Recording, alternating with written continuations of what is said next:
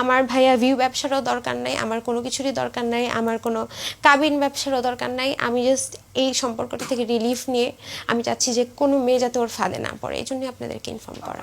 মামুনের ধারে কাছেও নেই ভাইয়া, মামুনের সাথে কেউ বসতেও লজ্জা পায়, সত্যি কথা। আমি এক জায়গায় বসবো, কফি খাবো, আমার ফ্রেন্ডরা লজ্জা পায় যে এই ছেলে কেন আসছে, এই ছেলে তো ভালো করে একটা বিহেভিয়ারে করতে পারে না।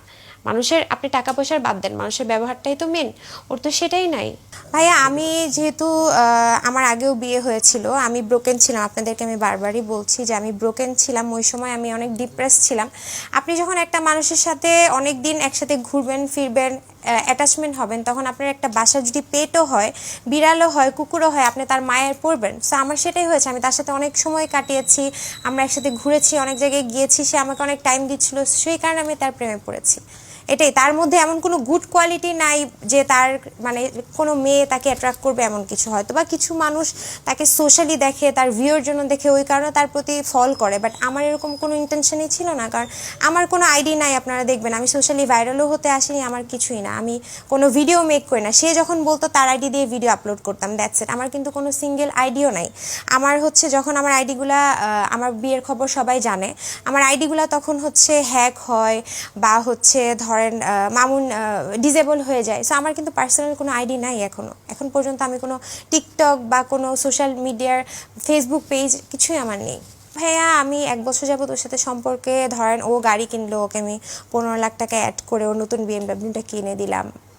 তারপর হচ্ছে বিভিন্ন সময় ওর এই দরকার হতো, ওদের বাসার জমি ছাড়ানোর জন্য দরকার হতো, এরকম করলে অ্যারাউন্ড 40 মামুনকে দিয়েছি, মামুনের হাতে। আর কন্টিনিউয়াসলি তো মামুনের মা বোন আমার কাছ থেকে টাকা নিতই, প্রতিদিনই নিত। আর আমার যেহেতু ইনকাম সোর্স ছিল না, আমি আমার এফডিআর টাকা ভেঙে ওদের ফ্যামিলিতে খরচ করতাম। ও যে রূপায়ণ লেক ক্যাসেলে বাসাটা থাকতো, এটা পুরোপুরি আমি চালাতাম।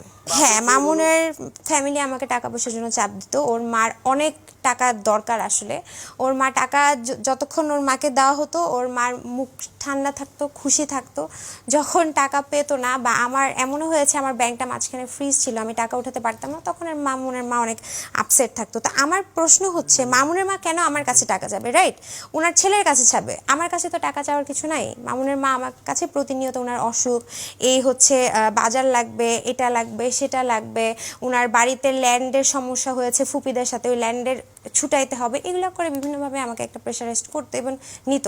ভাই ওর আশেপাশে দেওয়া থাকতো পাওয়ার ব্যাংক, ল্যাম্প, মানে আশেপাশে ওর যা ভালো কিছু থাকতো ওইটা দিয়ে আমাকে করতো। ইভেন ও করতো তো নিজের গায়েও ভাইয়া অনেক, কোথা থেকে এত শক্তি আসতো আমি জানি না। আমি ওকে যখন মানুষ ডিফেন্স করতে আসতো ভাইয়া, ও এরকম সিন ক্রিয়েট করতো, ও আমাকে তারপর যখন আমি কিছু টুকটাক ভিডিও বা ছবি তুলে রেখেছি, ও কি করতো এটার জন্য নিজেই কিছু ভিডিও করে রাখতো, যাতে ও পরবর্তীতে আপনাদের সামনে এগুলো বলতে পারে না ও আমাকে মেরেছে।